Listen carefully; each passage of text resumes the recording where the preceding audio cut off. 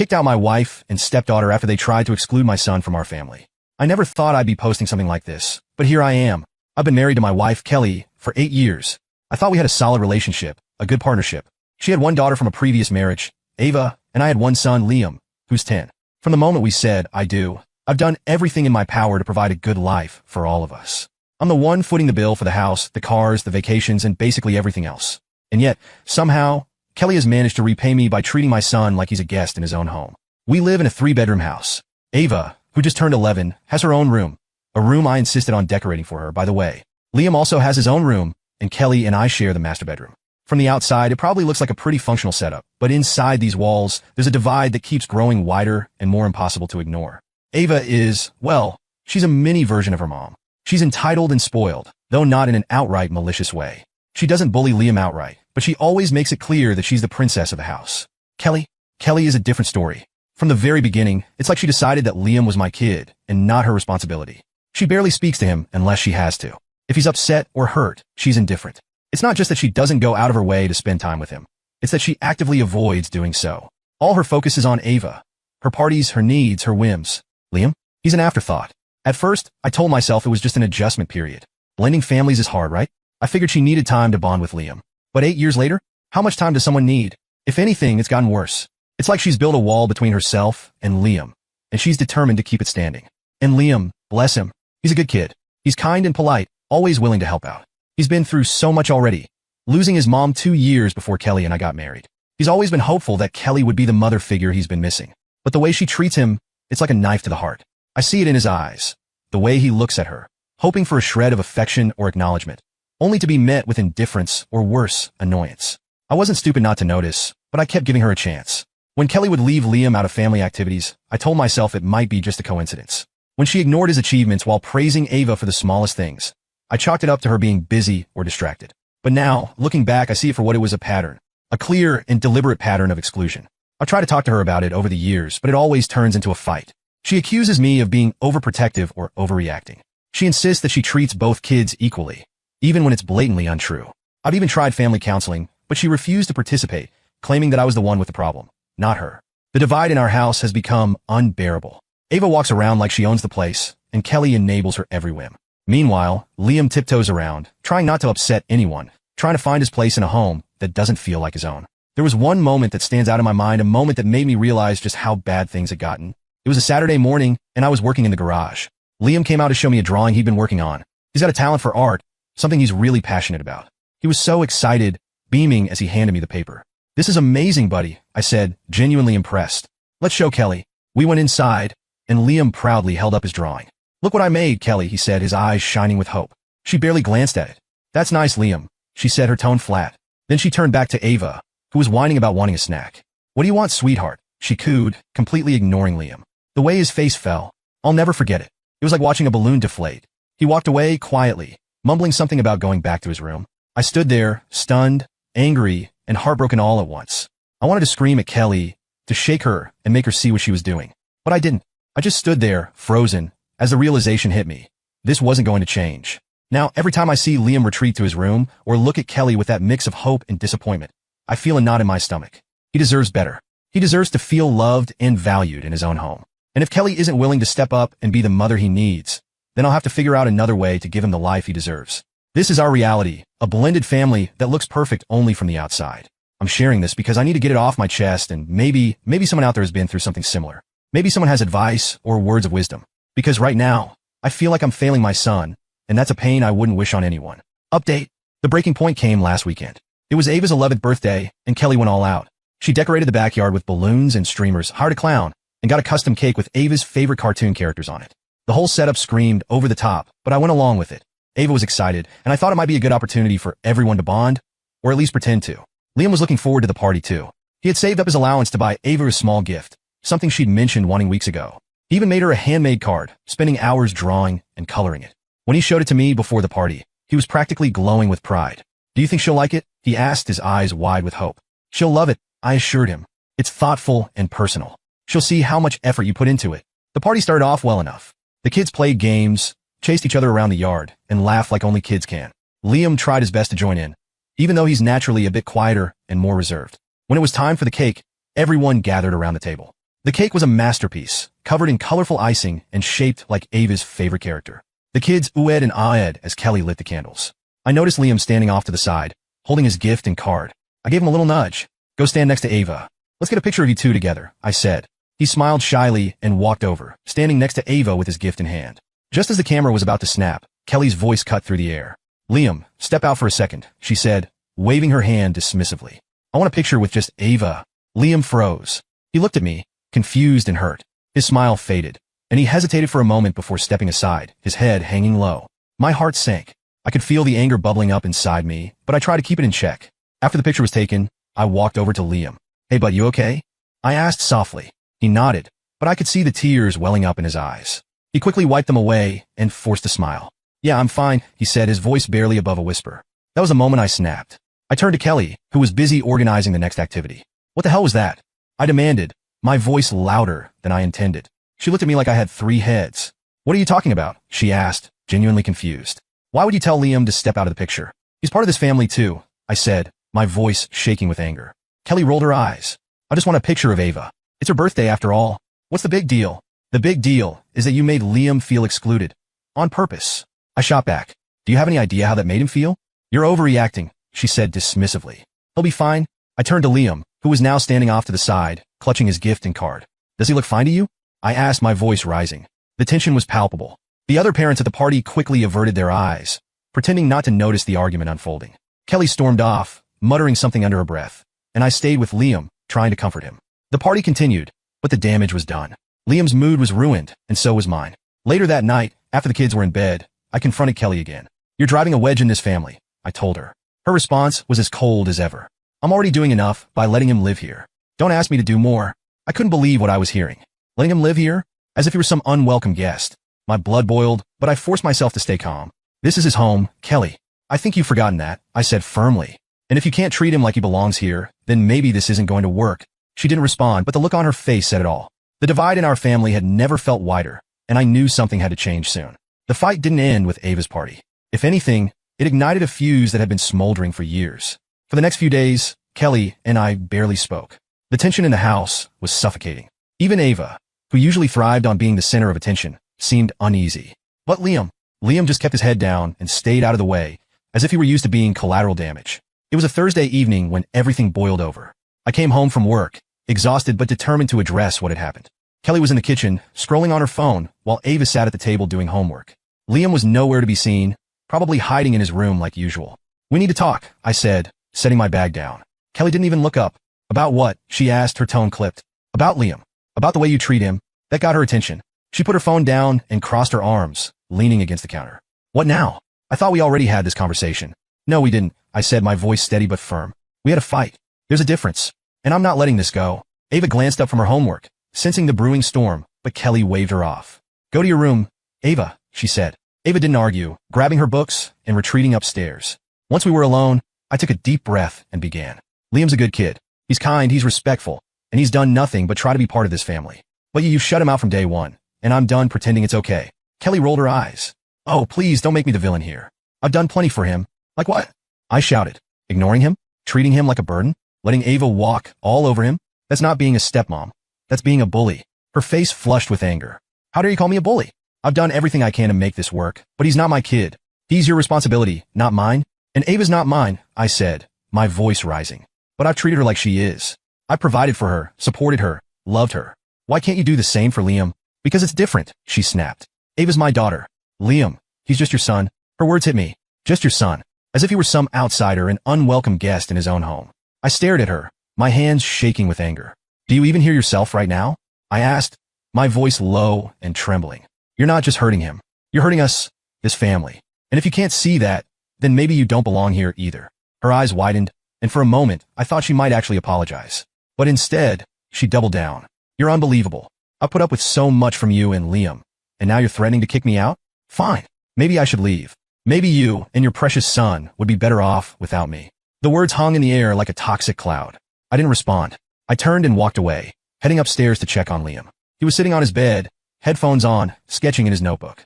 When he saw me, he pulled off his headphones and smiled weakly. Hey, Dad. Everything okay?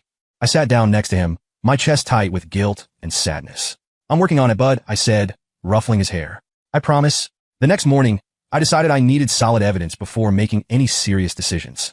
I hated the idea of spying in my own home, but I couldn't shake the feeling that there was more going on behind my back.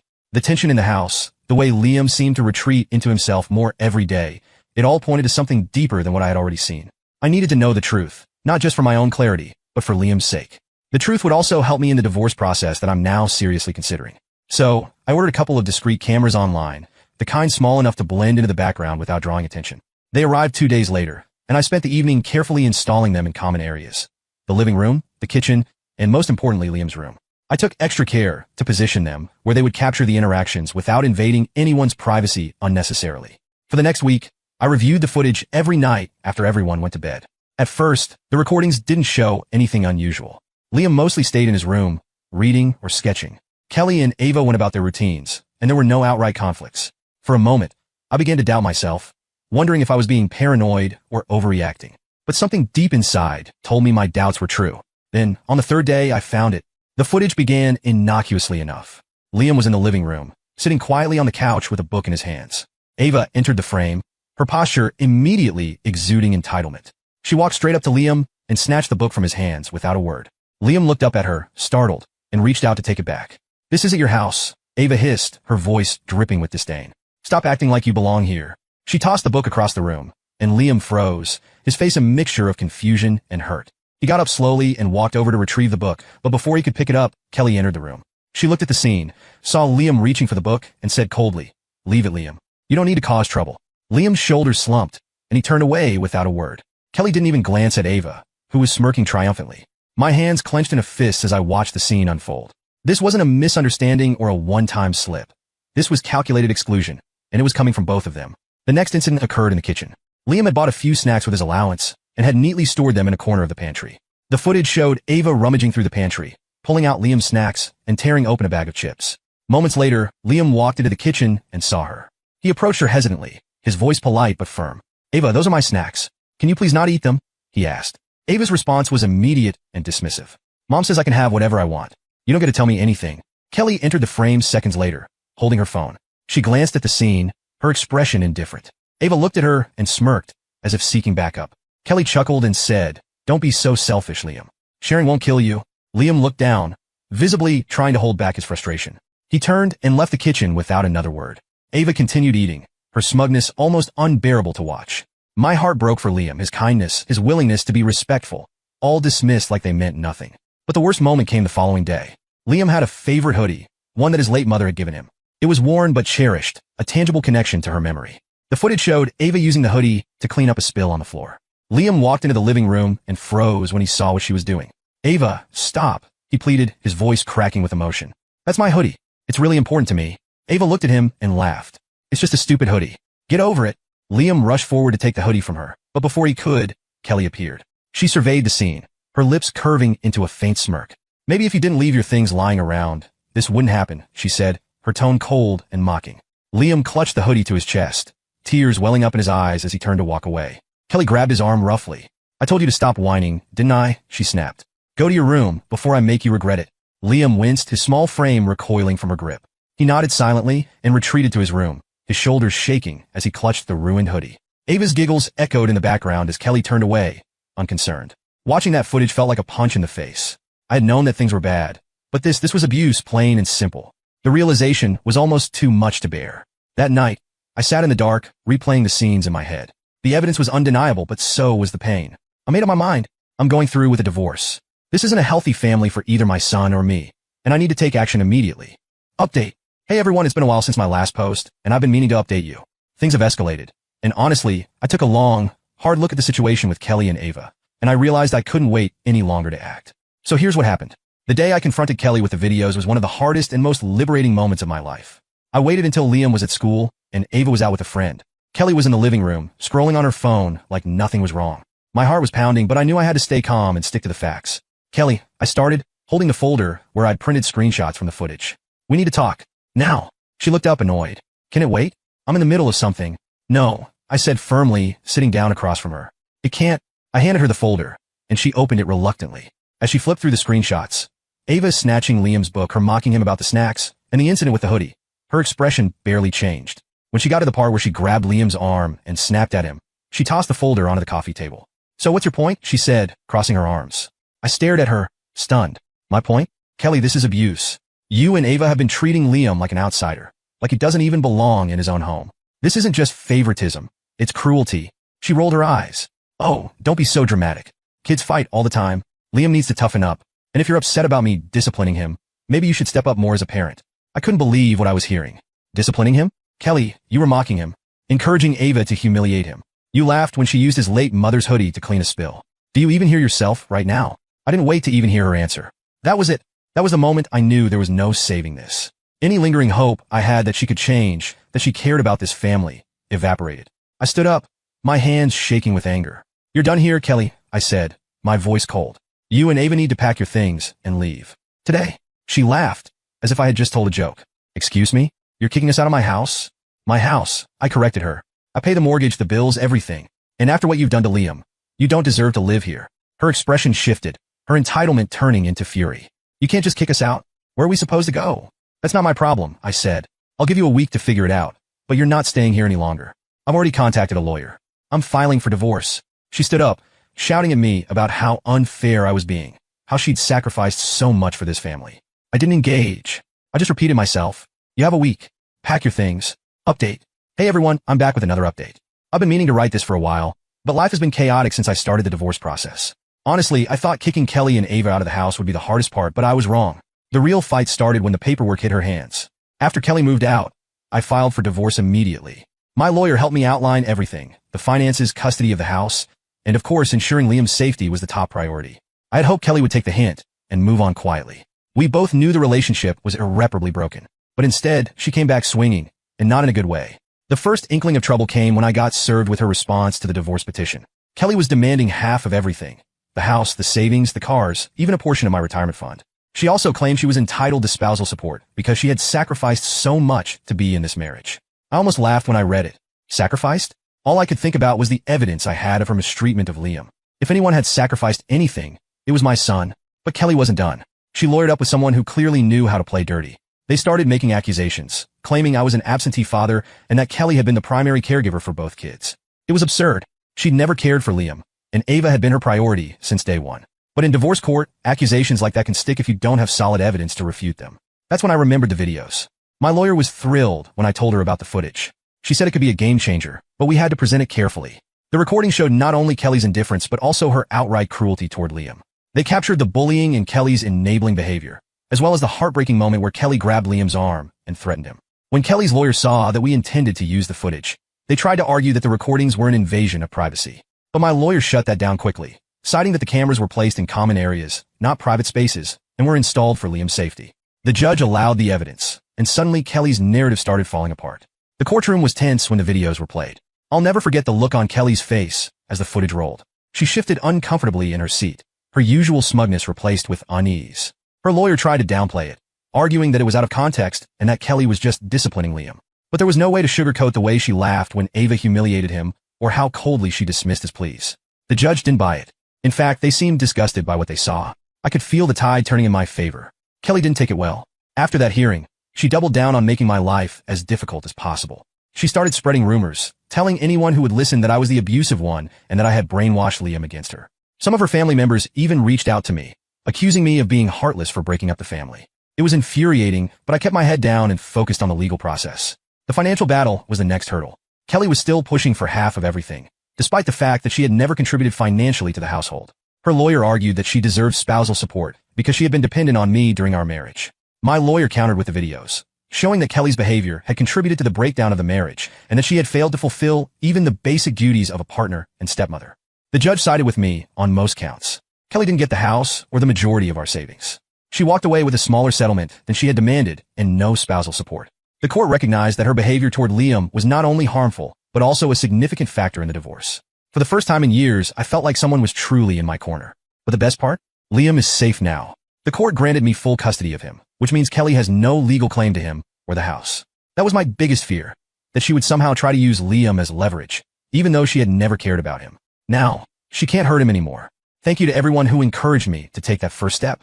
Your advice and support gave me the courage to do what needed to be done. If you're out there reading this and feeling trapped in a toxic situation, please know that there's a way out. It won't be easy, but it will be worth it. Liam and I are proof of that. Update. Hey everyone, I'm back with an update. Let's hope it's the last one, and you and I stop hearing about Kelly ever again. A few weeks after the divorce was finalized, I started hearing rumblings through mutual acquaintances and even a few nosy neighbors. Apparently, Kelly wasn't doing so well living with her sister. Initially, I didn't pay much attention. I was focused on moving forward with my life and helping Liam adjust to our new normal. But then Kelly started reaching out. It started with a few texts. At first, they seemed innocent enough, basic questions about Ava's schoolwork or her belongings that were still at the house. I responded politely, keeping things short and professional. But it didn't take long for the tone of her messages to shift. The texts started coming more frequently, and they weren't just about Ava anymore. Kelly began reminiscing about our marriage, saying things like, "I didn't realize how good I had it, and I missed the life we had together." I ignored most of these messages. But then came the emails. In one particularly long email, Kelly poured her heart out, or at least that's what she wanted me to believe. She wrote about how hard things had been since the divorce, how her sister was impossible to live with, and how Ava was struggling in school because of all the changes. She even tried to tug at my heartstrings, claiming that Ava missed me and Liam and wanted to see us again. It was an obvious attempt to guilt me, but I wasn't buying it. From what I'd heard, Kelly's sister wasn't thrilled about having 2 new house guests. Kelly had always been high maintenance, and now that she didn't have me as a financial safety net, the cracks in her life were starting to show. She'd never had to budget or worry about bills before, and apparently, the reality of living without a provider was hitting her hard. Ava, meanwhile, wasn't adjusting well to the lack of luxury she'd grown accustomed to. The constant tension in their new living arrangement was clearly taking a toll, but that wasn't my problem anymore. One evening, Kelly called me. I stared at the screen for a moment before declining the call. Seconds later, she texted, "Can we please talk, just for a few minutes?" Against my better judgment, I decided to reply. "What do you want, Kelly?" Her response came almost immediately. "I just want to apologize. I've been thinking a lot about everything, and I realize now how much I took for granted. I made mistakes, and I want to make things right." I stared at the message, my jaw tightening. This wasn't about making things right. This was about her realizing she couldn't handle the life she had created for herself. I decided to call her bluff. "What exactly do you want to make right?" I replied, "The way you treated Liam? The way you let Ava bully him? Or is this just about the fact that you don't have someone footing the bill for you anymore?" Her reply was defensive. "That's not fair. I know I wasn't perfect, but I did the best I could. I miss the life we had. Don't you?"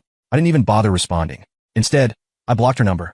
It was clear that she hadn't truly changed. She was just desperate. Desperate for the comfort and stability she had lost, and likely desperate for someone to shoulder her responsibilities again. But I wasn't going to be that person anymore. Over the next few days, Kelly tried other ways to get in contact. She emailed me from a different address, showed up at Liam's school claiming she wanted to check on him, and even sent a message through one of her friends. Each time I shut it down, I made it clear that we were done, that she had made her choices and would have to live with them. Now, a few months later, Kelly's attempts to reconcile have slowed down, though I wouldn't be surprised if she tried again. From what I've heard, she's still struggling, bouncing between jobs and relying heavily on her sister. Ava is reportedly acting out, which doesn't surprise me considering how she was raised. As much as I feel sorry for them, I know it's not my place to fix their lives. My priority is Liam and making sure he grows up in a loving, stable environment. To anyone reading this who might be in a similar situation, let me say this. People like Kelly rarely change. They might realize what they've lost, but that doesn't mean they're ready to take accountability or truly make amends. Thanks to y'all for following along with my story. Your comments helped me a lot throughout the past period.